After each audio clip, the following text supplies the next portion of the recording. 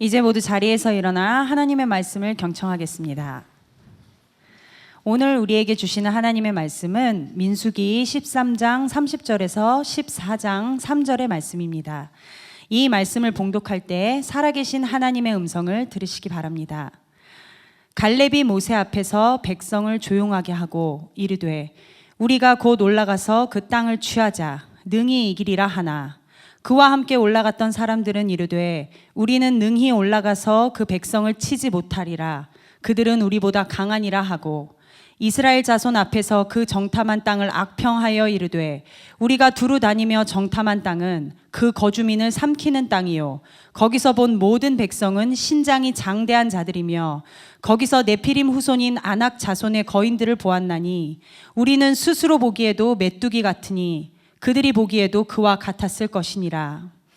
온 회중이 소리를 높여 부르짖으며 백성이 밤새도록 통곡하였더라.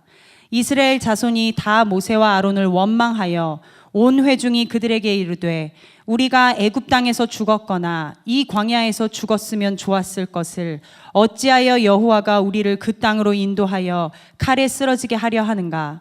우리 처자가 사로잡히리니 애굽으로 돌아가는 것이 낫지 아니하랴. 아멘. 이것은 하나님의 말씀입니다. 모두 자리에 앉겠습니다.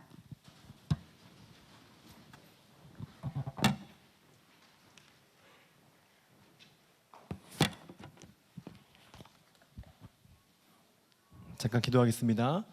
하나님, 이 시간 주님 앞에 말씀을 듣습니다. 하나님, 우리의 마음을 열어주시고 우리 가운데 역사하여 주셔서 성령의 통치가 다스리심이 우리 가운데 있게 하여 주시옵소서. 예수님의 이름으로 기도했습니다. 아멘. 네, 자막이 잘못됐고요. 말씀 제대로 읽었습니다. 네. 오해가 생길 것 같아서 말씀드립니다. 방송실은 준비를 좀 해주세요. 다시 제대로 된 말씀으로. 네, 오늘 말씀의 제목은 영향력이라는 제목을 가지고 제가 말씀을 나누려고 합니다. 요즘에 최근에 이슈가 되고 있는 그 내용들이 있는 것 같아요. 제가 얼마 전에 식당회를 갔습니다. 식당회를 갔는데 보통 식당에는 TV가 있고 뭐 이제 그런 식당인데 이 식당은 조금 세련된 식당 같아요. 그래서 TV가 없고 뭔가 도시적, 이런 좀 표현이 이상한데 도시적? 하여튼 뭔가 좀 모던한 디자인으로 되어 있고 그런 데였는데 뭐 커피숍 같은 느낌이 들기도 한 그런 음식점이었는데요. 스피커를 통해서 음악이 흘러나오고 있었는데 90년대 음악이 흘러나오고 있었습니다. 제가 뭐 이 식당뿐만이 아니고 비단 뭐 어디를 가더라도 요즘에 어디를 가기만 하면 이 90년대 음악들이 막 흘러나오는 것을 제가 듣게 됩니다. 여러분들도 아마 요즘에 길에 가다 보면 이 많은 음악들을 듣게 되시는 것을 아마 경험하게 되셨을 거예요. 여러분, 이게 왜 그런지 아시나요? 잘 아시죠? 뭐 제가 말 안 해도 아시죠? MBC에서 했던 한 예능에서 했던 이 토요일은 가수다라는 이 프로그램 때문에 그렇게 된 것 같습니다. 그 프로에서 두 개그맨이 진행했던 이 프로그램을 통하여서 90년대에 있던 그 가수들과 연예인들이 다시 재조명되면서 그들이 이제 실직했던 자들이 돌아오게 되고 취업의 길이 열리고 기획사가 생기고 막 이런 일들이 생긴 거죠. 그런 놀라운 영향력들이 그 프로그램 하나 때문에, 그 작은 울림 때문에 일어나게 되는 것을 봅니다. 특별히 이번 설 연휴 때는 그 무슨 다큐멘터리도 했더라고요. 토요일은 무한도전 뭐 이런 그 다큐멘터리도 했어요. 제가 잠깐 이렇게 저는 얼핏 봤는데 거기에 보니까 이런 얘기가 나왔습니다. 처음에 계획할 때는 그냥 작은 일들로, 그냥 별거 아닌 일들로 처음에 시작을 한대요, 항상. 그런데 어느 순간에 가보면 이게 커져 있는 거죠. 사실 제가 이걸 내용을 들으면서 저희 교회랑 참 비슷하다, 우리 청림 공동체랑 참 비슷하다. 구동희 목사님도 항상 작게 일을 시작하시거든요. 근데 이게 항상 뒤가 커져 있는 것을 보게 됩니다. 이처럼 어쨌든 뭐 누가 뭔가를 시작하는 이 일들이 이런 영향력들을 발하게 된다는 것이죠. 오늘 본문에도 이런 영향력에 대한 이야기가 나옵니다. 오늘 본문의 내용은 우리가 너무나 잘 아는 내용인데 어떤 내용이냐면 이스라엘 백성들이 출애굽을 하고 나서 이제 홍해도 건너고 그리고 이제 막 길을 걸어가다가 가나안, 하나님께서 약속하신 그 젖과 꿀이 흐르는 땅 가나안을 목전에 두고 이제 딱 그 문 앞에 두고 이제 들어가기 전에 그 가데스바네아라는 광야 그 지역에서 이제 딱 저 마지막으로 정탐꾼을 보내는 내용입니다. 그래서 어떻게 정탐꾼을 보내냐면 12지파가 있었기 때문에 이 12지파에서 한 사람씩 그 두령 리더들을 택해서 그 땅에 이제 정탐을 보내게 되는 것이죠. 그런데 여러분들이 너무나 잘 아는 내용이죠. 이 내용이 여호수아와 갈렙이 있고 나머지 아무개 뭐 누군가 있었습니다. 10명이 이 성경에 나오죠. 근데 잘 주목되지 않은 그 10명이 등장하게 돼요. 그런데 이 10명과 2명이 정확히 갈리게 됩니다. 갈리게 돼서 이 10명이 부정적인 시선으로 바라보는 이야기를 했고 나머지 여호수아와 갈렙은 굉장히 긍정적인 시선을 가지고 오늘 이 이야기를 합니다.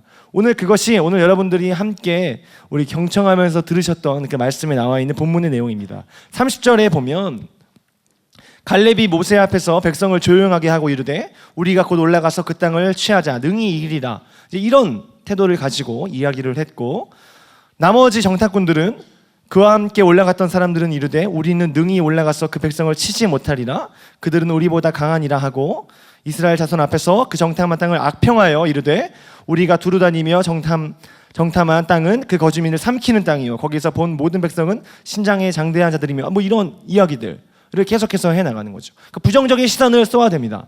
그러니까 오늘 이 14장 1절에 백성들의 반응이 나오게 되죠. 14장 1절을 한번 띄워주시면 좋겠습니다. 온 회중이 소리를 높여 부르짖으며 백성이 밤새도록 통곡하였더라. 이런 반응이 일어나게 되는 것이죠. 재밌는 게 하나 있는데요. 오늘 본문에 보면 이 두 가지 이야기 속에서 다수가 얘기했던 이것을 통해서 이스라엘 회중들이 요동치게 됩니다. 영향력을 발하는 게 되죠. 그래서 결국에 어떤 지경까지 이르게 되냐면 이 사람들이 원망과 탄식과 할 수 없다, 불안과 공포와 이 모든 것들이 조성되면서 할 수 없다, 원망하고 울고 뭐 기도하고 막 부르짖고 이렇게 되는 거예요. 그러다가 나중에 어떻게 되냐면 4절에 보니까 이렇게 됩니다. 이에 서로 말하되 우리가 한 지휘관을 세우고 다시 애굽으로 돌아가자. 이런 지경에까지 이르게 되는 거죠. 생각을 해보세요. 출애굽을 하나님이 시키셨는데 출애굽을 왜 시키셨는지 여러분들 혹시 기억하시나요?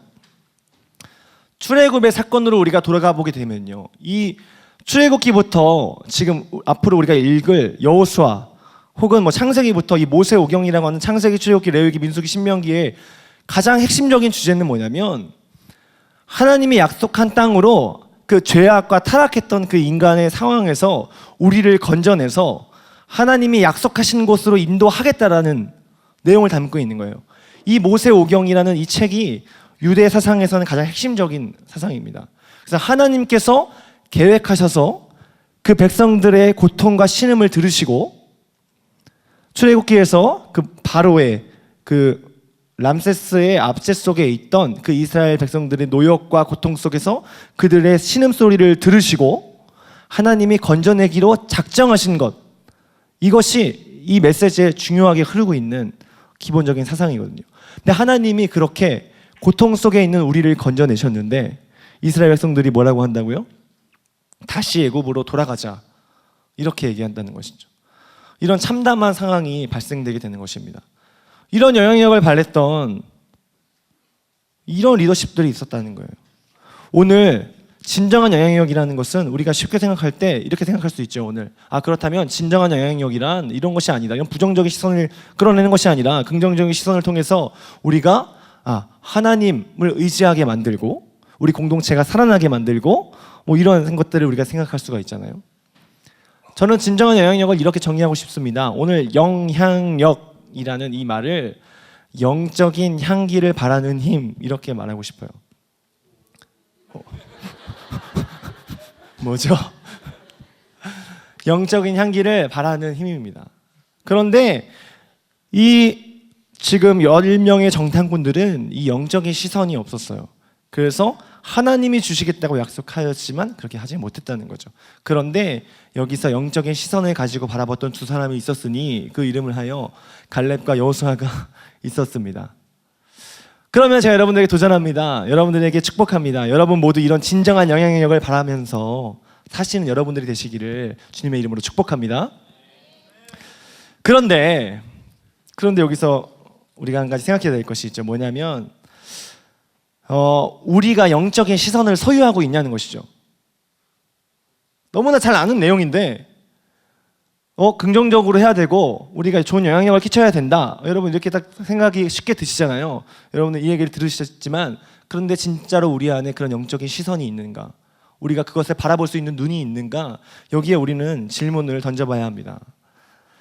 우리가 영적인 시선을 가지고 살아가는데 실질적으로 우리 삶 가운데 정말 그렇게 살아가고 있는가? 우리는 한번 이 말씀을 다시 한번 깊게 봐야 한다는 것이죠.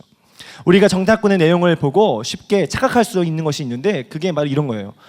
마치 큰일, 이런 가나안을 정복해야 되는 일, 그리고 우리 인생의 중대한 문제, 교회를 우리가 하나님을 죽음 앞에서도 하나님을 택하고 하나님께서 내한테 약속해 주셨으면 내가 모든 것을 포기하고 선교하러 가고, 여러분 이런 문제가 아니라 오늘 이 말씀의 핵심은 뭐냐면 출애굽에서부터 가나안에 이르기까지 그 사이에 있던 여정이 굉장히 중요해요. 이 민수기는 이 가운데 여정을 담고 있어요.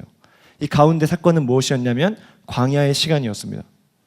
광야의 시간이 담고 있는 것은 무엇이냐면 먹고 마시고 자고 하는 이 모든 의식주의 생활들을 담고 있는 것이 광야예요.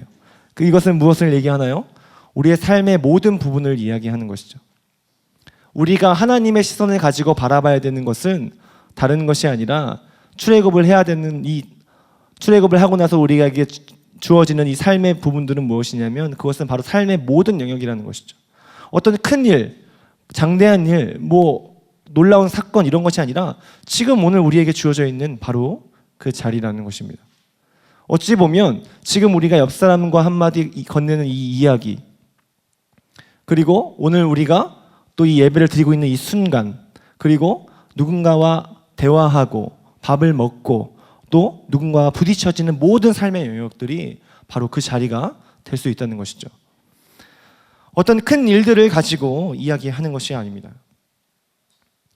이 출애굽의 사건은 이런 내용입니다. 출애굽을 하였다는 것은 어떻게 보면 우리의 모습과 비유할 수 있어요. 교회의 모습과 비유할 수 있어요. 예를 들면 이런 거예요. 하나님께서 이스라엘 백성들의 노력이 아니라 하나님의 전적인 은혜로 이스라엘 백성들을 출애굽시켜 주십니다. 이거는 분명히 하나님의 은혜예요. 왜냐하면 이스라엘 백성이 애굽을 벗어날 수 있는 방법이 없죠. 힘적으로도 안 되고, 그리고 아까도 얘기했듯이 국민성도 안 돼요. 어떤 그 노예 근성이 있는 거죠. 그게 습득되어 버린 거죠. 그런데 이런 사람들을 하나님께서 홍해를 건너게 하시고, 그리고 홍해를 통해서 모든 그 애굽 군사들을 물리쳐 주시는 놀라운 역사까지도, 그리고 구름 기둥, 불 기둥으로 지키시는 놀라운 역사까지도 일으키세요. 이것은 마치 이런 거예요. 우리랑 똑같아요. 하나님의 교회에 나온 우리의 모습. 하나님을 믿게 된 여러분들의 경위를 생각해 보세요. 여러분 지금 어떻게 하나님을 믿고 계신가요? 혹시 부모님 때문에 믿고 계신가요? 손 들어보세요. 저 손 들었네요. 전 모태신앙이에요.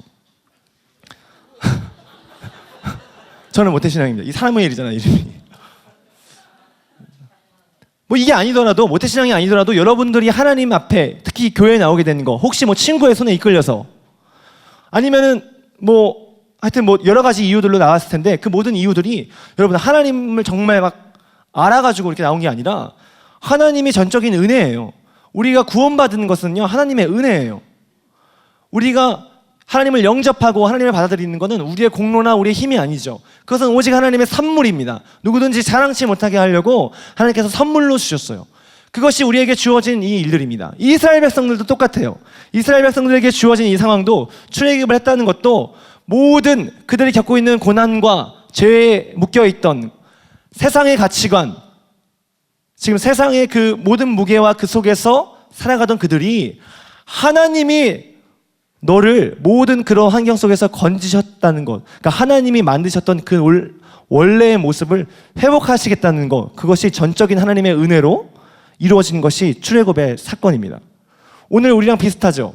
오늘 우리가 지금 예배드리고 있는 이 시점이 어떻게 보면 출애굽을 경험한 우리의 모습입니다.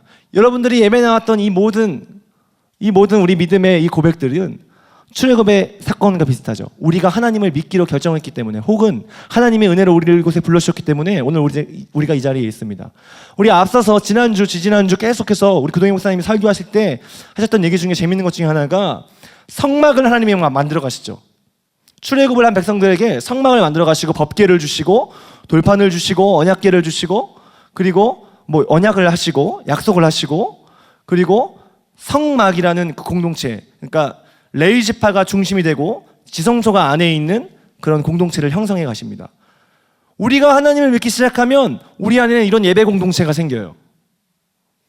이런 예배 공동체 똑같죠. 지금 우리랑 하나님을 예배하는 지금 이 공동체, 교회를 다니는 여러분, 주일만 되면 예배를 드리러 나오는 여러분, 주변에 있는 이 지파들, 우리 같은 형태예요. 그런데 이 지파들이 광야를 지나면서 하나님의 주권을 인정하고 사느냐 못 사느냐, 이것은 다른 문제죠. 지금 매일 실패하는 모습들을 보여주고 있어요. 불평불만하죠. 고기가 없습니다 하니까 하나님이 어떻게 하죠? 메추라기를 보내주시죠. 물이 없습니다, 목마릅니다 하니까 하나님 어떻게 하죠? 반석에서 물을 내시죠. 심지어 하나님께서 이들이 광야의 그 험난한 길을 걸어가는데 신발, 옷, 이 모든 것들이 단벌밖에 없잖아요. 애굽에서 나왔을 때 뭐 옷까지 챙겨 나오는 게 아니잖아요. 내가 속옷 2벌과 뭐 이렇게 뭐 이렇게 챙길 수가 없잖아요. 그러니까 단벌을 가지고 나왔는데 그들의 성경에 보면 그들의 옷과 신발과 이 모든 것들이 해지지 않았더라. 하나님은 그렇게 놀라운 기적의 역사들로 지키고 계신다는 거죠. 그런데 이스라엘 백성들은 어떻게 하죠? 그런데도 불평하고 불만하고 우리가 애굽으로 돌아가기를 원한다. 죽게 생겼다. 애굽으로 돌아가면 지금 뭘 먹을 수 있을 텐데, 이런 얘기를 한다는 것이죠. 그 이야기는 무엇입니까? 그 이야기는 바로 어찌 보면 우리가 예전에 우리의 습관들, 하나님이 머리 되시고 중심 되시는 삶이 아니라 내가 세상의 방법 속에서 살아가는 그런 형태, 그런 모습의 삶들을 다시 내가 글로 회귀하려고 하는 그런 모습을 담고 있다는 것이죠. 그런 면에서 우리 이 교회 공동체가, 우리 청년 공동체가, 오늘 우리 이 교회가, 한국 교회가 이 광야의 여정을 살고 있다는 것이죠. 여러분들이 지금 아마 성경 일독에 참석하고 계시는 우리 많은 분들, 지금 민수기를 읽고 있는데 이 민수기는 그런 의미에서 굉장히 중요한 책입니다. 오늘 이 본문에 보니까 우리의 모습을 잘 나타내주는 부분이 있는데 바로 이 온 회중들, 백성들이 14장 이 1절부터 3절에 나왔던 이 모습들이에요. 10명의 정탐꾼이 지금 이런 부정적인 시선과 이런, 사실은 객관적인 얘기죠. 사실은 실질적인 얘기입니다. 당시의 도시국가는 어땠냐면요, 당시의 도시국가, 가나안 국가들의 성벽 높이가 몇 미터였냐면 9m에서 15m래요. 높이가 9m에서 15m면 저희 교회보다 높은 게 아닌가요? 잘 모르겠네요. 아무튼 굉장히 높아요. 높고 중요한 건 그 성벽의 두께가 4.5m 정도 됐대요. 그러면 제가 생각할 때 저게 가능한 일인가 이게 싶을 정도로. 근데 이게 고대의 그 조사를 통해서, 그 문헌을 통해서 조사된 바로 의하면 9m, 15m 이 정도 되는 높이를 가졌다고 합니다. 근데 그런 성들을 보고, 그리고 실제로 그 지역에는 이스라엘 백성들은 이제 본인들의 키가 이제 평균 키가 이제 한국 사람들처럼 예전 우리 조심해야겠네요. 일본 사람들 좀 작잖아요. 동양인들이 좀 작잖아요. 동양인들 좀 작고 서양 사람들이 크잖아요. 이랬던 것처럼 민족의 어떤 차이 때문에 어떤 그런 두려움들을 갖고 있던 거죠. 객관적인 평가죠, 사실은. 그런데 그 안에 그들이 말했을 때 이런 부정적인 시선, 우리 할 수 없다, 이렇게 얘기한 거죠. 그런데 중요한 건 여기서 그냥 그런 얘기만 한 것이 아니라 객관적인 얘기 플러스 뭘 하냐면 약간 자신의 의견들을 편입을 시켜요. 그래서 약간 좀 할 수 없다, 힘들 것이다, 갈 수 없다. 처음에는 사실들만 얘기하다가 뒷부분에는 할 수 없다라는 결론을 내리게 됩니다. 그런데 갈렙은 어떻게 하죠? 갈렙은 그 사람들을 조용히 시키고 올라가자고 얘기를 해요. 이런 긍정적인 효과를 냈다는 거죠. 그런데도 불구하고 사람들은 부정적인 시선을 쏘아대요. 근데 여기서 이 모습 속에서 우리가 재밌는 모습을 볼 수 있습니다. 우리 삶에 동일하게 나타나는 모습인데, 우리 14장 1절에서 3절을 보면요, 온 회중이 소리를 높여 부르짖음에 백성이 밤새도록 통곡하였더라. 이스라엘 자손이 다 모세와 아론을 원망하여 온 회중이 그들에게 이르되 우리가 애굽 땅에서 죽었거나 이 광야에서 죽었다면 좋았을 것을 어찌하여 여호와가 우리를 그 땅으로 인도하여 칼에 쓰러지게 하려 하는가. 우리 1절 다시 한번 비춰주시겠어요? 여기 보세요.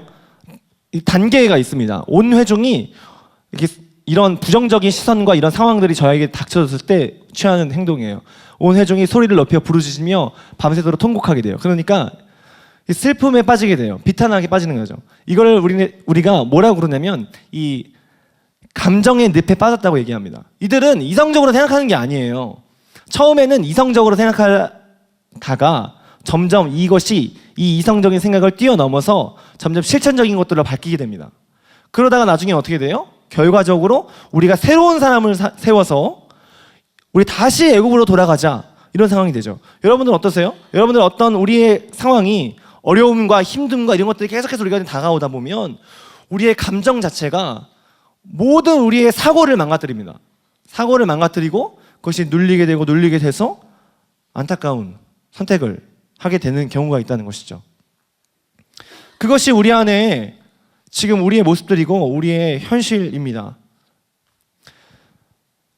하나님이 그렇게 이들을 광야에서부터 출애굽시키면서부터 놀라운 역사로 지켜주셨는데도 불구하고 동일하게 우리의 삶 가운데도 하나님께서 지금 먹이시고 입히시고 재우시고 또 우리의 삶을 인도해 주셨고 하나님이 눈물을 흘리게 하시고 경험하게 하셨는데도 불구하고 우리는 걱정과 근심 속에서 감정의 늪에 빠진다는 거죠. 취업, 아까 기도했는데 취업과 결혼과 그다음에 뭐 학업과 미래를 생각할 때 우리가 감정의 늪에 빠지게 되는 거죠. 왜 그래요? 그 모든 기준이 어디에 있죠? 세상에 있고 그 모든 기준이 내가 어떻게 할 수 있을까의 포인트가 맞춰져 있기 때문이죠. 그것이 바로 어떻게 보면 내가 무엇을 해야겠다라는 나만의 왕국을 건설하고 있는 그런 모습은 아닐까요? 내가 어떻게 해서 성공해야지. 강력하게 여러분들에게 반대로 얘기합니다. 여러분 하나님이 그걸 원하실까요? 그러라고 여러분들 하나님이 아까운 시간 쪽에서 여러분들 만드셨을까요? 저를 만드셨을까요? 그게 아니라는 거죠. 하나님이 그냥 너 하나 뭐 잘 살아봐라 이런 생각으로 하나님이 우리를 지으신 게 아니라는 것입니다. 설 명절을 보냈는데 제가 사실 뉴스를 보다가 눈물을 좀 이렇게 흘릴 만한 뉴스를 봤습니다. 이번에 어떤 내용이었냐면 이 내용이에요. 아시는 분도 있을 거예요. 설날에 뭐 훈훈한 이야기들도 있었어요. 그런데 대비되게 하나 얘기가 나오더라고요. 무슨 얘기였냐면 거제에 사는 5명의 일가족이 차 안에서 숨진 채 발견된 사건이었어요. 내용은 이렇습니다. 현장에는 동생이 이제 올라와야 되는데 형이 올라오지 않으니까 경찰에 신고를 하게 됐고 경찰이 가보니까 차 안에는 35세인 남편과 그 이제 비슷한 이제 아내와 그리고 6살 된 첫째 딸과 5살 된 쌍둥이 둘이 죽어 있었고 흉기와 수면제와 이런 것들로 그곳에 있었다고 해요. 경찰이 추정하기를 조사를 해보니까 이 가장이 하는 일이 거제도에는 조선소가 있죠. 그 조선소의 하청을 받아서 이제 뭐 납품을 하거나 하는 일을 했는데 빚을 져가지고 1억 5천 정도의 빚을 지고 있었고 회사는 부도가 나서 파산 신고를 한 상태고 수립이 돼서 그 빚을 갚아가면서 살아가고 있는 그런 가정이었어요. 그래서 그것을 비관한 나머지 가족들과 함께 동반 자살을 했다. 이제 이런 이제 추정을 하면서 이렇게 뉴스가 났습니다. 여러분 저는 아시겠지만 4살 된 딸이 있습니다. 이 얘기를 들으면 예전에 청년시설 때 와닿았던 것보다 더 크게 와닿아요. 그 애들이 뭘 알까? 뭐 애들이 뭐 같이 죽어요. 동의하고 죽진 않을 거 아니에요. 근데 너무 생각만 해도 끔찍하잖아요. 좀 눈물이 나더라고요, 저는. 근데 그 아버지를 생각했을 때도 눈물이 나더라고요. 그 어머니를 생각해도 눈물이 나고. 여러분 그들이 왜 죽어야 할까요? 그들이 왜 그런 선택을 해야 할까요? 그것은 바로 감정의 늪에 빠져서 그런 거예요. 현실이라는 고난이라는 그런 늪에 빠져서 그들이 헤매이고 있는 것이죠. 여러분, 우리가 그냥 잘 먹고 사는 거, 빚 없이 사는 거, 뭐 떵떵거리며 사는 거, 부모님한테 용돈 드리며 사는 거, 여러분 그것을 위해서 우리가 부름받았나요? 그것은 아니죠. 그렇게 여러분들의 인생이 하나님이 생기를 불어넣으시면서 말씀으로 친히 여러분들을 이끌어 가시면서 그런 삶을 하나님이 계획하셨을까요? 결코 하나님은 그러신 분이 아니라는 것이죠. 우리가 잊지 말아야 될 것이 있습니다. 그것은 하나님께서 우리의 삶을 시작하셨다는 것이에요. 하나님께서 시작하실 때는 분명한 계획이 있으시죠. 그냥 하지 않습니다. 성경의 원리 중에 하나가 재밌는 것이 있는데요. 이 특별히 민수기와 신명기 여호수아를 읽으실 때 보시면 좋을 관점이 하나 있습니다. 그게 뭐냐면 성경적으로, 신학적으로 이런 관점이 있어요. 하나님이 준비하시고 사람이 실행하는 항상 이런 구조를 갖고 있습니다. 하나님이 출애굽을 계획하시고 구원의 역사를 계획하시고 사람이 그것을 실행해 나가는 과정.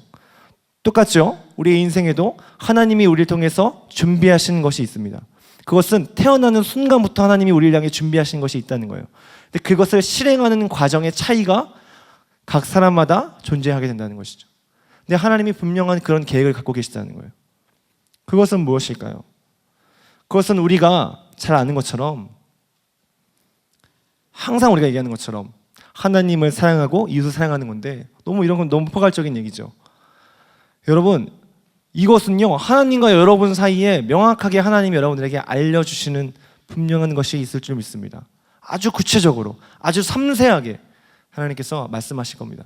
그것은 그냥 우리가 이 땅을 살아내야 하는 뭐 이 정도의 것이 아니라 정말 숭고하고 놀라운 가치 있는 존귀한 그런 일들로 우리를 부르셨다는 것이죠. 광야 같은 이런 세상을 살아가고 있습니다. 지금 우리 안에 이런 세상을 살다 보니까 뭐 힘들고 어려울 때가 있을 텐데, 그때마다 우리가 잊지 말아야 될 것이 있습니다. 또 혹시 우리 안에도 대학도 계속 떨어지고 입시도 안 되고 지금 내가 어떻게 살아야 할지 막막하고 직장도 이제 정규직이 아니고 뭐 이런 여러 가지 문제들, 특별히 여러분들 또 결혼을 하면 나 결혼을 어떻게 할까, 돈도 지금 모아놓은 것도 없고 뭐 이런 여러 가지 하여튼 문제들, 여러분 이게 청년 때만 하는 문제가 아니에요. 이런 문제는 결혼해도 똑같아요. 어떻게 우리 애들을 키우지? 제가 정말 돈을 열심히 일을 해가지고 내가 좀 수입이 좀 이번에 많았다 생각을 한번 한 적이 있어요. 한 적이 있습니다. 그랬는데 없어지더라고요. 금방. 애들을 키우면요 이게 어디로 가는지 모르겠어요, 돈이. 그런데 놀라운 것은 그런 것을 바라보면서 살아가는 것이 아니라 하나님이 내 딸과 내 아들을 주셨을 때는 얘네들을 하나님이 키워주시는구나, 키울 수 있는 힘과 능력을 주시는구나, 그런 환경과 상황을 주시는구나, 그것을 경험하게 된다는 것이죠. 하나님이 우리 가운데 이 모든 우리의 지금 삶의 자리를 계획하셨을 때 여러분들 안에 지금 힘든 고난과 슬픔과 낭만과 좌절이 있을지라도 포기하지 마시고 하나님을 바라보십시오. 그리고 지금 우리 주변에, 여러분들 주변을 잘 살펴보세요. 어떤 사람들의 표정을 딱 보면 알 수 있어요. 표정을 딱 보면요, 저도 뭐 제가 자살하려는 사람을 본 적은 없어요. 근데 굉장히 힘든 사람을 본 적은 있어요. 그 사람 티가 나요. 힘들다는 게 티가 나요. 그럼 본인이 본인을 봐도 알잖아요. 본인의 상태를 봐도 알잖아요. 정말 나 힘들다. 여러분, 그럴 때 지치고 두려워하고 하지 마십시오. 그것은 감정의 늪, 사단이 우리를 공격하는 가장 강력한 도구예요. 그때 우리가 거기에 넘어지면 안 돼요. 그래서 이런 찬양이 있죠. 그때마다 이 찬양을 기억하십시오. 거친 파도 날 향해 와도 주와 함께 날아오르리. 폭풍 가운데 나의 영혼 잠잠하게 주를 보리라.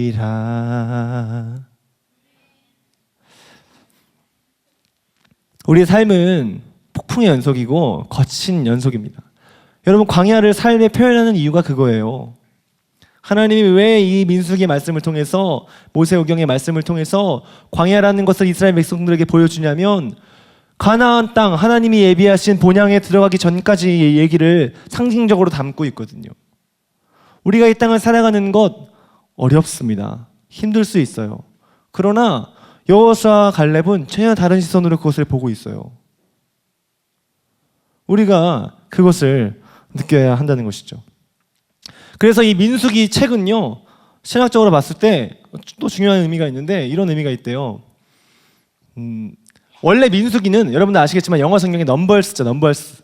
그러니까 숫자를 센다 이런 이제 개념입니다. 그래서 이제 숫자를 센다는 이런 개념인데, 원래 구약 성경은 히브리어로 쓰여졌죠. 아람어나 히브리어로 쓰여졌는데, 이 히브리어 성경의 원래 제목은 어떤 식으로 붙이냐면 각 그 성경의 첫 단어를 따요. 예를 들면 창세기 같은 경우에는 태초에 하나님이 천지를 창조하시니라 이러면은 태초에는 베레시트라는 이제 말로 돼 있어요. 그 창세기의 제목이 원래 구약 성경에서는 베레시트가 되는 거고, 이 민수기는 특이하게도 첫 번째 단어를 사용하지 않고 어떤 주석에는 네 번째 혹은 다섯 번째 이 단어를 사용하고 있습니다. 그 단어는 뭐냐면 베미드 바르라는 단어예요. 베미드 바르. 이 단어는 광야에서라는 뜻입니다. 그러니까 광야에서의 책. 여러분이 광야가 뭐라고 그랬죠? 인생, 우리의 삶의 여정이에요. 여러분들 민수기를 읽어보세요. 그러면 우리의 삶의 여정과 굉장히 비슷하다는 것을 느끼실 거예요. 그래서 여러분 다시 한번 도전합니다. 지금 통독하고 있는데 여러분들 계속해서 성경 일독하고 있는데 민수기 여러분들 꼭 읽으십시오. 그러면 여러분들의 삶의 현장과 굉장히 비슷하다는 걸 느끼실 거예요.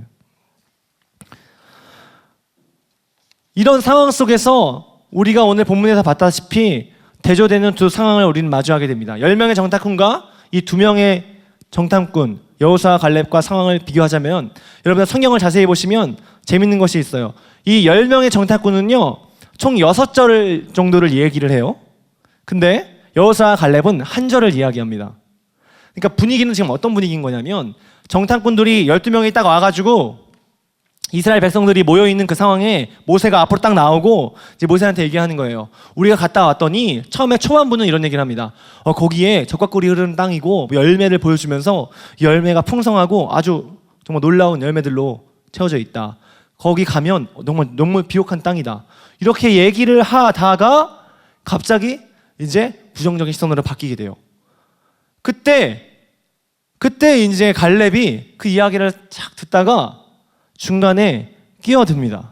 끼어드는 게 한 절 등장하는 거예요. 그 이야기가 뭐냐면 바로 30절의 내용이죠. 갈렙이 모세 앞에서 백성을 조용하게 하고 이르되 우리가 곧 올라가서 그 땅을 취하자 능히 이기리라 하나, 이런 이야기를 하죠.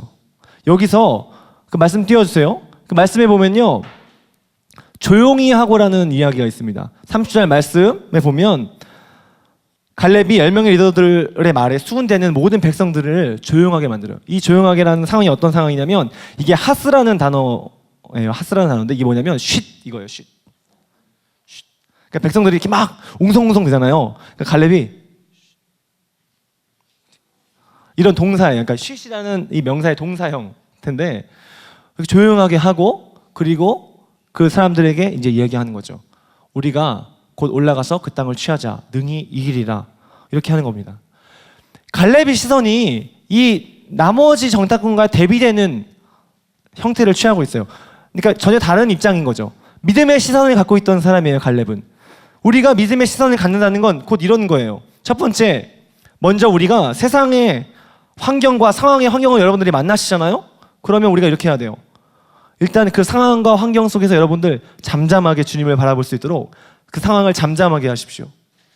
먼저 여러분들 혹시 뭐 이렇게 마음이 좀 어렵고 고난이 오고 힘들 때 한번 해보십시오. 쉿. 지금도 여러분들을 방해하는 모든 생각들이 있습니까? 지금 우리가 이렇게 웃고 있지만 여러분들 정말 여러분들 안에 지금 고민들이 있으세요? 복잡하세요? 여러분들의 그 마음 가운데 선포하십시오. 쉿.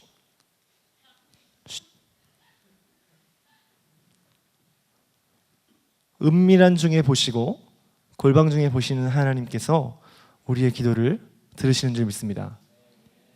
그리고 나서 두 번째로 어떻게 하냐면 곧 즉시 주어진 그 일들을 대면하게 됩니다. 30절에 보니까 30절 말씀 계속 띄워주세요. 보니까 우리가 곧 올라가서 이렇게 돼 있죠. 곧 올라가서. 여러분 이 이야기는 이거예요. 즉시 여러분들과 지금 마주해 있는 상황들 있죠.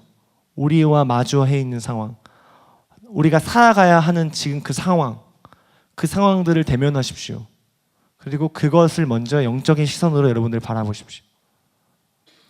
곧 우리에게 주어진 것들, 그리고 그 일들이 닥쳤을 때 대면하고, 세 번째는 뭐냐면 올라가서 하나님이 부르시는 곳으로 나아가라는 뜻입니다. 어떤 하나님이 부르셨다는 거, 하나님이 이렇게 해봐 라고 말하는 그 자리로 여러분들 삶을 던져 보십시오. 그러면 어떤 일이 일어나냐면, 그러면 그 땅을 취하자. 근데 여기서 이 갈렙의 시선이 참 재밌어요. 싸워서 취하자가 아니에요. 그냥 취하자예요. 그냥 취하자. 그 다음에 어떤 얘기를 하냐면 그 다음에 능히 이기리라는 얘기를 해요. 여러분 여기 영적인 원리가 숨겨져 있죠. 여러분 하나님이 올라가라고 말씀하셨을 때 여러분 올라가면 이긴 거예요. 믿으십니까? 그럼 두려워할 필요가 없잖아요. 하나님이 말씀하셨는데, 하나님이 내 삶을 시작하셨는데, 하나님이 우리 삶을 열어가시고 계획하시고 준비하셨는데, 하나님이 말씀한 대로 내가 한 발 딱 내디디면 그게 안 될 이유가 없잖아요. 예수님이 베드로에게 말씀하십니다. 물 위를 걷고 있는 예수님께서 베드로가 저도 걷고 싶습니다. 걸어와라 얘기를 하시죠. 어떻게 하면 돼요? 발을 내딛고 물을 밟으면 돼요. 자, 우리의 생각은 뭐죠? 물을 밟으면 어떻게 돼요? 잠기죠. 물을 밟으면 잠겨요. 이게 아주 그냥 세상적이고 현실적인 얘기예요. 그러나 하나님이 말씀하실 때 그 원리는 다르다는 거예요. 하나님이 말씀하시는 것을 우리가 할 때 그것은 승리의 역사가 쓰여진다는 것입니다. 이게 갈렙이 바라봤던 시선이에요. 전혀 다른 시선이죠. 이 앞에 정탐꾼들은, 이 다수의 그들의 무리들은 그렇지가 않았어요. 지금 우리랑 똑같죠. 삶의 환경과 상황과 여건들을 바라보면서 당연히 이건 안 되는 거잖아. 이게 되겠어? 여름이 되면 아울리치를 가잖아요. 아울리치 갈 때 항상 고민이 그거죠. 아울리치 가고 싶은데 이번에도 제가 힐스공을 가자고 몇몇 청년들에게 도전을 하고 있는데 돈이 없어요. 예전에도 제가 한번 얘기를 드렸던 것 같습니다. 여러분 하나님이 원하시면 그것은 다 채워집니다. 하나님이 원하신다면. 하나님이 원하셔야겠죠. 근데 하나님이 기뻐하시는 일이라면 하나님이 원하세요. 제가 간증할 만한 것이 하나 있다면, 제가 신학생이고 현재 신대원을 다니고 있습니다. 저는 신학교를 졸업했고, 저는 하나님 앞에 이렇게 기도했습니다. 하나님, 제가 결혼도 일찍 하고 돈도 없고 저희 집이 넉넉하지 않는 집이기 때문에 하나님, 그러니까 하나님께서 공부시켜 주셔야죠. 이거 내가 하나님 일을 하겠다는데 하나님, 내가 어떻게 이것을 내 힘으로 내가 벌어서 이걸 할 자신이 없습니다. 왜냐하면 제가 학교를 다니면서도 뭔가를 해야 하는 상황이었기 때문에 그렇게 기도를 했더니 하나님이 지금까지, 여러분 제가 담대하게 말씀드릴 수 있는 건 하나님이 제 학비의 전액을 대주셨어요. 지금까지. 앞으로도 저는 그럴 것이라고 확신하고, 이게 실제예요. 그냥 그렇게 믿고 나아가는 것이죠. 그렇게 할 때 하나님이 우리 삶 가운데 그런 역사들을 쓰고 계시고 하나님이 일하기 시작하신다는 것입니다. 여러분들에게 하나님이 원하시는 그 자리들을 여러분들이 선택할 때 여러분들의 삶에 어떤 일들이 일어나는지 여러분들 한번 해보십시오. 일단 올라가 보세요. 뭐가 있는지 보시고 만끽하시면 됩니다. 그런데 이 상황 속에서 우리의 마음을 두드리는 공격이 무엇이냐면 바로 부르짖고 감정의 늪에, 할 수 없다는 그런 늪에 우리를 빠지게 만드는 공격들이 있다는 것입니다.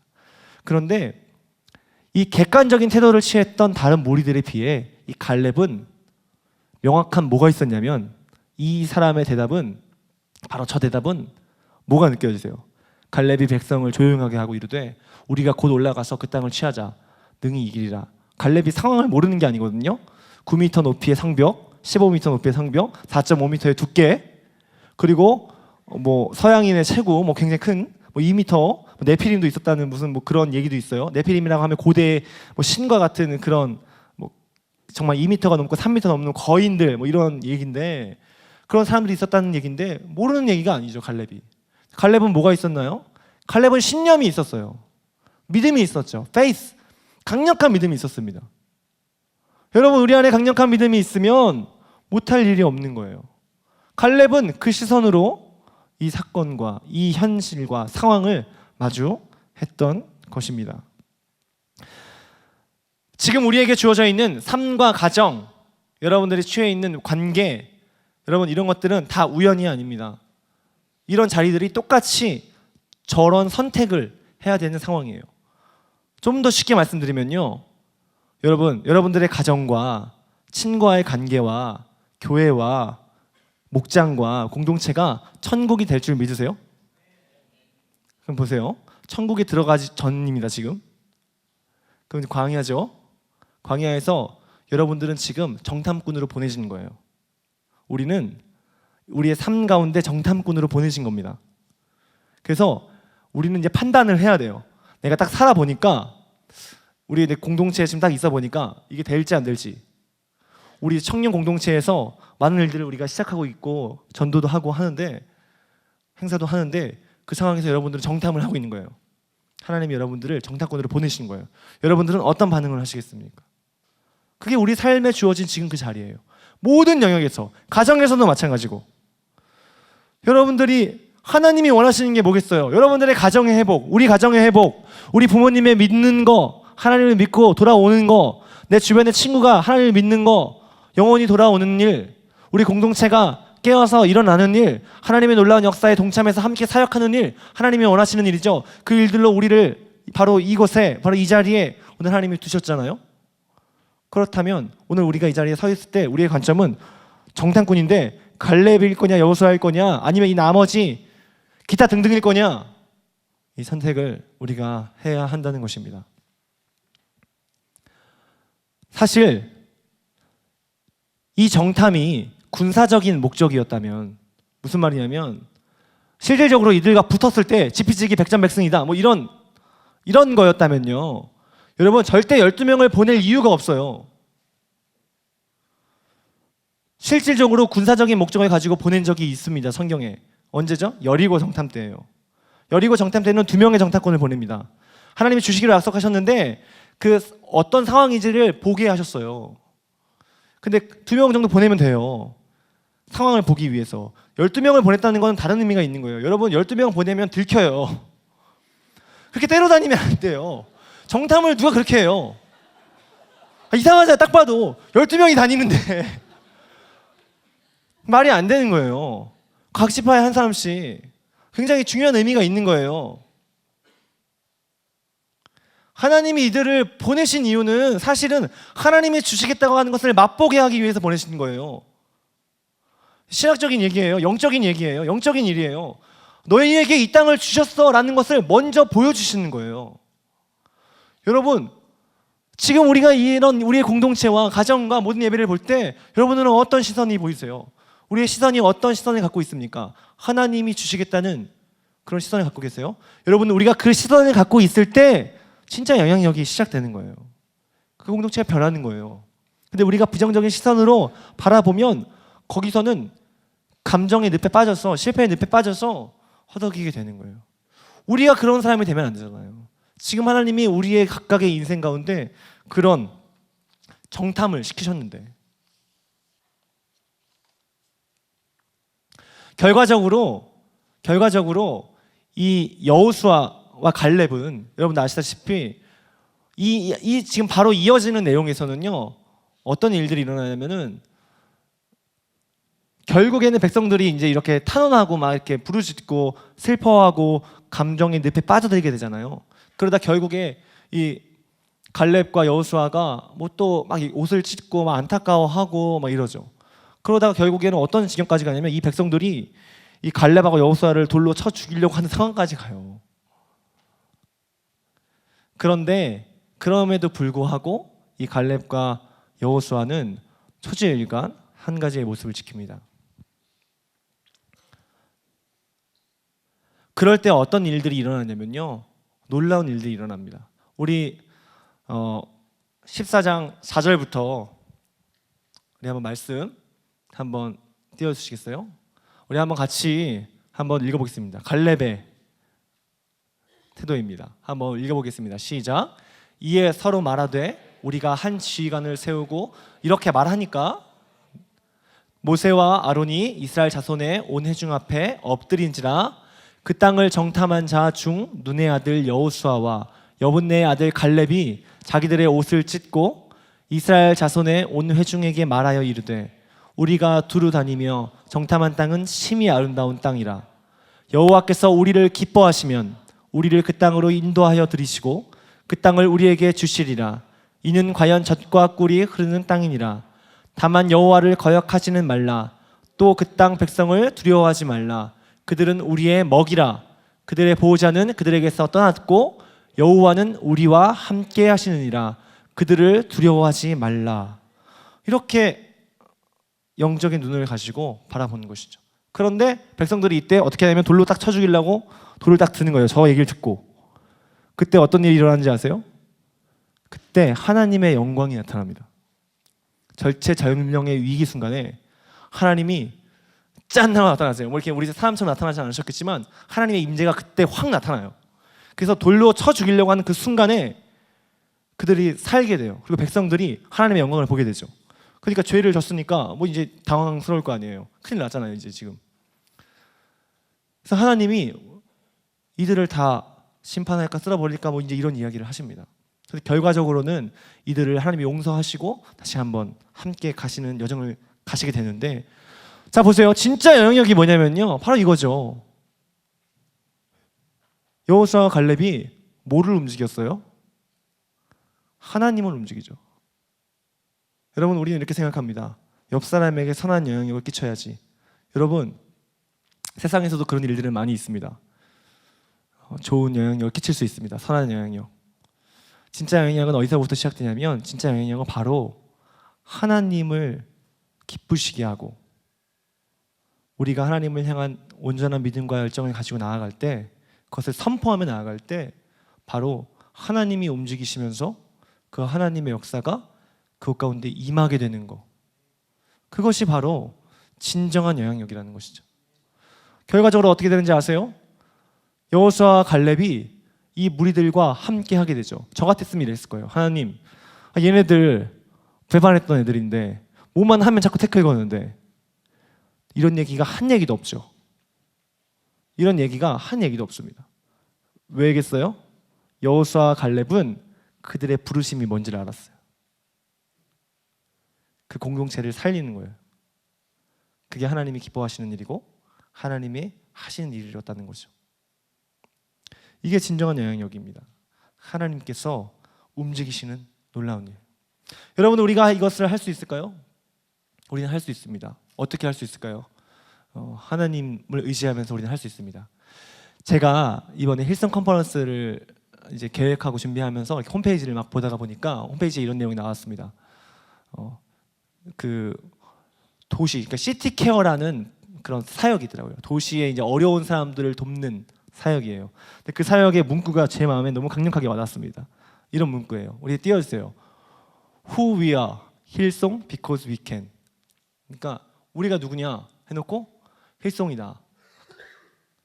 그래서 우리는 할 수 있다. 이런 이야기를 하더라고요. 그러니까 저게 사실 힐송이어서 하는 건 아니잖아요. 근데 어떤 자부심이 느껴지더라고요. 마치 갈렙처럼 내가 하나님이 함께 하시는데, 마치 다윗처럼 다윗이 천만인이 나를 둘러 진칠지라도 나는 의연하리로다, 태어나리로다, 이렇게 얘기했던 것처럼, 아니면 어린 다윗이 골리앗과 블레셋 군대가 지금 이미 이스라엘 군대 가운데 완전히 압도하고 있을 그 상황에서 너는 칼과 단창으로 내게 나아가오지만 나는 만군의 여호와의 이름으로, 네가 모욕하는 만군의 여호와의 이름으로 나아간다 라고 말하는 그런 어떤 패기가 느껴지지 않으세요? 저는 저걸 보니까 약간 패기가 느껴지더라고요. 와, 우리가 누군가, 우리는 힐송이다. 근데 우리는 그렇기 때문에 할 수 있다. 그래서 제가 바꿔봤습니다. 우리가 누굽니까? 배달의 민족이 아니고 우리 죄송해요. 우리는 예수 그리스도에게 맞춰주기로 결정한 하나님께 우리의 모든 시선을 맞추기로 결정한 우리는 청티온 공동체, 한소망교회 청티온 공동체입니다. 예수님께로 맞춰지기로 결정한, 우리 청년의 때를 하나님께로 온전히 맞추기로 결정한 그런 사람들이에요. 그러므로 우리가 교회에서, 가정에서, 삶에서 하는 모든 것들 여러분 우리가 할 수 없습니까? 하나님께 맞춰져 있는데 못할 게 무엇입니까? 갈렙이 품었던 그 패기가 우리 안에 없을 이유가 무엇이 있습니까? 없다, 그것을 할 수 없다면 그 이유는 단 하나죠. 우리가 착각하고 있는 거죠. 아, 내가 살아가고 있구나. 내가 하고 있는 거구나. 내 인생 내가 하는 거구나. 내 인생 내가 그냥 살아가고 있는 거구나. 여러분 그게 아니죠. 하나님이 부르시고 하나님이 그곳에 두시고 하나님이 계획하시고 그곳에 하나님의 나라를 임하게 하시기로 결정하신 그 결정과 선택으로 오늘 우리를 그 자리에 두셨다는 것이죠. 그렇기 때문에 우리는 할 수 있습니다. We can do it. 우리는 할 수 있습니다. 그 일들은 우리는 할 수 있다는 것입니다. 세상 사람들은 선한 영향력, 선한 일 이런 것만 하자 얘기합니다. 우리는 패러다임을 바꿔야 합니다. 그것이 아닙니다. 우리는 하늘을 움직여야 합니다. 우리는 하나님의 놀라운 일들을, 진정한 영향력을 발휘해야 한다는 것이죠. 이스라엘 공동체가 불순종으로 40년 동안 광야에 헤매게 되었지만 결국에 여호수아의 갈렙도 같이 헤매게 되었지만 이 여호수아의 갈렙처럼 마치 우리 공동체 안에도 죄로 인해서 우리 공동체 안에 연약함들이 있어요. 그래서 하나님이 더 우리를 준비시키는 과정이 있을 수도 있어요. 여러분들의 가정과 우리의 가정, 저의 가정도 마찬가지고 우리 공동체와 주변의 친구들, 모든 그 공동체, 우리가 관계하는 모든 손에 잡히는 그 사람들, 우리의 민족, 우리 한국, 나라 어려움이 있을 수 있어요. 그러나 여러분 우리가 한국인이라서 우리가 뭐 교회인이라서 크리스찬이라서 불평불만 할 게 아니에요. 여호수아 갈렙은 불평불만 하지 않았어요. 그들은 이 모든 민족의 시선, 이스라엘의 민족의 시선을 어떻게 돌려놨냐면 객관적인 시선에서 하나님을 바라보는 시선으로 완전히 돌려놨어요. 그래서 어떤 결과가 생겨요? 다음 세대가 다 가나안에 들어가는 놀라운 역사가 일어나게 되는 것입니다. 그러면 지나간 세대는 뭐 그냥 망한 세대 뭐 이런 거예요? 아니에요. 여러분 지나간 세대들도 하나님이 다 용서하시고 하나님이 또 그들을 회개케 하시고 그들의 시선이 하나님께로 향하게 만들어 주셨어요. 누구누구의 잘잘못의 문제가 아닙니다. 여러분 우리의 시선이 하나님을 향하는 거, 공동체를 향하는 거, 오늘 여러분들에게 주어진 교회, 학교, 사회 모든 영역에서 주어진 그 자리 가운데 하나님의 영향력이 빛을 발할 때 하나님이 움직이시는 거예요. 여러분들을 보호하시고 지키시고 그 일들을 놀랍게 역사하고 일하시게 된다는 것입니다. 하나님께서는 우리의 삶을 치밀하게 준비하셨습니다. 그렇기 때문에 우리는 항상 그 하나님을 신뢰하면서 나아갈 때, 굳건한 믿음을 갖고 나아갈 때 우리의 시선을 세상의 기준이나 옛날 출애굽, 애굽에 있을 때 기준을 두는 것이 아니라 이제 난 출애굽한 사람이다. 이미 난 돌아올 수 없는 강을 건넜다. 홍해를 건넜다. 여러분 이걸 명심하셔야 돼요. 다시 돌아갈 수 없어요. 그리고 그것은 다시 돌아가려고 하는 것도 웃긴 거예요. 그런 모든 은혜의 자리들을 경험한 우리, 광야, 우리가 살아가는 지금 이 땅, 아무것도 없고 먹을 것도 없고 풀이 그 사막 같은 그런 느낌, 그런 바람이 날리는 모래 흙먼지가 날리는 그 상황에서 하나님이 완벽하게 우리를 먹이시고 우리의 머리부터 발끝까지 보호하시는 그 상황, 그것을 경험하게 되면서 진정한 하나님의 나라를 경험하게 되는 그 인생의 자리가 우리 가운데 있기를 주님의 이름으로 축복합니다. 예화를 하나 들려드리고 마치려고 합니다. 여러분들 아시는 분 있을 수 있어요. 한 집사님이 주일날 예배를 드리지 않고 등산을 하러 갔답니다. 약간 날라리 집사님이셨나 봐요. 근데 이분이 등산을 하러 가는데 오늘은 이제 교회도 안 간 만큼 일찍 출발했으니까 높은 산을 등정하기로 결단을 하고 좀 높은 산으로 갔대요. 아침부터 이제 올라가는데 정상에 오를 쯤 되니까 이제 해가 조금 뉘엿뉘엿 지고 있더랍니다. 그래서 이제 해가 지고 이분이 이제 내려와야겠다 생각하는데 내려오는 도중에 이 산이 높다 보니까 너무 깜깜해진 거예요. 그래서 아무것도 보이지 않고 산세는 험하고 점점 깊은 곳으로 들어가게 된 거죠. 그러다가 우연하게 이분이 보이지가 않으니까 낭떠러지에서 떨어지게 됩니다. 근데 그 찰나에 그분이 뭔가를 탁 잡았어요. 잡고 보니까 감사하게도 나뭇가지를 붙잡은 거예요. 나뭇가지를 탁 붙잡고 그래도 다행이다 하고 이제 있는데 사실 다행은 아니죠. 일단 지금 이 상황도 낭떠러지에 매달려 있으니까 이 상황 속에서 이 사람이 이제 사람들의 도움을 이제 외쳐야겠다라는 생각을 하게 됩니다. 그래서 누가 좀 도와줄 사람 없냐 이렇게 얘기를 하죠. 그런데 생각해 보니까 지금 뭐 이건 사람이 있을 상황이 아니에요. 너무나 자기 생각했을 때. 그래서 이 사람이 그래도 나름 집사임이라 이제 기도를 이제 좀 이렇게 처음에 가만히 있다가 생각을 한 끝에 하나님 앞에 기도를 하기 시작합니다. 하나님, 저를 살려만 주신다면 제가 이제는 주일날 빠지지 않고 하나님을 열심으로 제가 섬기며 나아가겠습니다. 제가 주님의 일을 위해 헌신하며 살겠습니다. 그렇게 한 5분 정도 기도를 하니까 하나님의 음성이 들리더래요. 너 정말 잘할 수 있냐? 근데 사실 나는 그런 게 필요하지 않다. 너 그냥 믿으면 내가 살려줄 테니까 정말 날 믿을 수 있겠느냐? 그러니까 그 사람이 얘기를 했대요. 하나님, 제가 믿을 수 있죠. 당연히 믿을 수 있습니다. 어떻게 하면 될까요? 그러니까 하나님이 이렇게 얘기하셨죠. 네 손을 놔라. 잡고 있는 나뭇가지를 놔라. 그러니까 이 사람이 당황한 거죠. 그런데 침묵을 하더랍니다.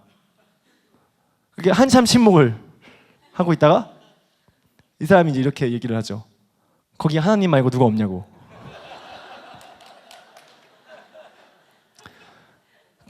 그러다가 이 사람이 힘이 빠진 거예요. 버티다 빠졌더니 손을 놓고 보니까 낭떠러지 밑이 어두워서 안 보였는데 30cm 밑이었던 거죠. 그러니까 바닥이 30cm밖에 안 됐던 거예요. 높이가. 그러니까 이 사람은 그걸 몰랐던 거죠. 흑암에 있으니까. 여러분, 바로 이렇습니다. 하나님의 일들은, 하나님의 생각은 우리의 생각과 같지 않아요. 지금 이 갈렙이 바라봤던 이 시선, 이 영적인 시선, 이것은 우리가 생각하는 시선과는 전혀 다른 시선입니다. 하지만 확실한 건 이것을 믿고 나아갈 때 우리 가운데는 생명이 있고 우리 가운데는 승리가 있고 그리고 하나님이 계획하신 뜻과 그 놀라운 일들이 이루어진다는 것이죠. 우리가 가나안 땅에 들어가는 거, 갈렙에겐 사실 가나안 땅에 들어가는 게 중요하지 않았어요. 가나안 땅에 들어가는 것보다 더 중요한 건 갈렙은 하나님이 살아계심을 경험하면서 사는 게 더 중요했던 것 같아요. 마치 천국이 그렇죠. 여러분, 천국이 어디입니까? 우리가 죽어서 가는 곳이 천국입니까? 그것도 맞지만 주 예수를 내 마음에 모신 그곳이 바로 천국이 아닌가요? 사람이 유일하게 할 수 없는 것, 공간도 뛰어넘을 수 있고 다 할 수 있지만 시간을 초월할 수 없죠. 유일하게 우리가 시간을 초월할 수 있는 유일한 길, 그것은 하나님을 받아들이고 우리 가운데 천국이 임하는 것, 그것이 유일하게 우리가 시간을 줄일 수 있는 유일한 길입니다. 사랑하는 우리 청년 여러분, 우리의 시선을 다시 한번 눈을 뜨십시오. 그리고 즉시 모든 상황들을 조용하게 만들고 그리고 우리 안에 즉시 부딪혀져 있는 이 모든 자리들 가운데에 하나님을 바라보고 하나님이 말씀하실 때 올라서서 그 가운데 승리하고 취하고 승리케 되는 놀라운 역사가 우리 모든 청년들의 삶 가운데 부어지기를 예수 그리스도 이름으로 축복합니다.